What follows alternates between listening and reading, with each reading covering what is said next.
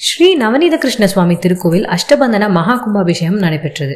திருக்குறுங்குடி ஸ்ரீ பேரருளால ராமானுஜச்சியர் சுவாமிகள் எழுந்தருளி மங்களாசாசனம். திரளான பக்தர்கள் கும்பாபிஷேக நிகழ்ச்சியில் கலந்து கொண்டு தரிசனம் செய்தனர். நெல்லை மாவட்டம் நாங்குநேரி அருகே அமைந்துள்ள ஊர்பட்டர்புரம். இங்கு பழமையான ஸ்ரீ நவநீத கிருஷ்ணன் சுவாமி திருக்கோயில் அமைந்துள்ளது. இத்திருக்கோயில் கும்பாபிஷேக பணிகள் நிறைவடைந்ததை அடுத்து இன்று காலை மகா கும்பாபிஷேக விழா வெகு சிறப்பாக நடைபெற்றது. இதற்கான பூர்வாங்க நிகழ்ச்சியானது கடந்த 14ஆம் தேதி காலை மங்கள இசையுடன் ஆரம்பமாயிற்று. தொடர்ந்து விஸ்வசேன ஆராதனம், பகவத் பிரார்த்தனை, பிராய்ச்சித்த ஹோமம் முதலானவை நடைபெற்றன. மாலையில் வாஸ்து சாந்தி, கும்பபூஜை, கலாகர்ஷனம், யாகசாலை பிரவேசம் முதலியவை நடைபெற்று முதல் கால யாகசாலை பூஜைகள் நடைபெற்றது.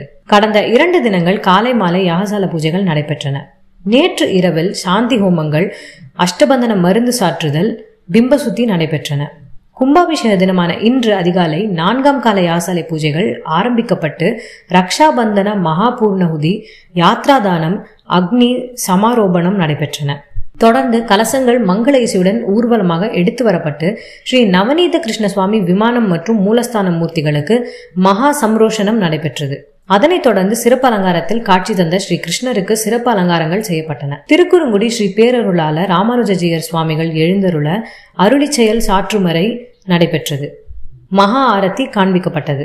ஜீயர் சுவாமிகளுக்கு பரிவட்டம் கட்டி மாலை அணிவித்து சடாரி மரியாதை செய்யப்பட்டது. வந்திருந்த பக்தர்களுக்கு தீர்த்தம் பிரசாதங்கள் விநியோகம் செய்யப்பட்டது.